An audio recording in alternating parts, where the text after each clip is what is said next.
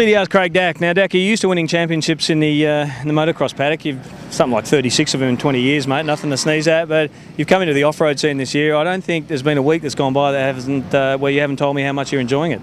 And that's a fact, mate. I really am enjoying it. It sort of reminds me of where I started racing, you know, in the semi-professional days, or when going out to grassy paddocks on motocross tracks was still fairly natural, and the whole hype and hoo-ha wasn't around as it is now, which is very good. But on the other hand, I am really enjoying this side of it too.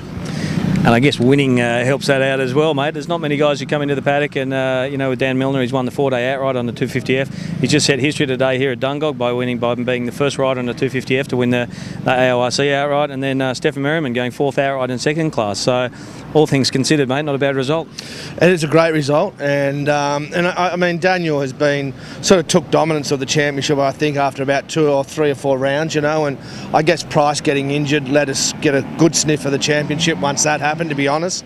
But then Hollis, for instance, was very strong at the start of the series, and we were able to hunt him down and sort of get on top of him to a certain degree. Then once we did that, Daniel started moving forward in the championship. His confidence grew and everything just got stronger and stronger. But if you look at the results too over the last half of the championship with Stefan, Daniel and him were 1-2 outright a few times, and Stefan's really starting to get some momentum late in the championship. But hopefully we can put a deal with Stefan and keep that momentum going again next year. He feels like he's got a new lease of life after the last few years, and he's sort of, as you can see with his riding, he's back in the game with the young guys.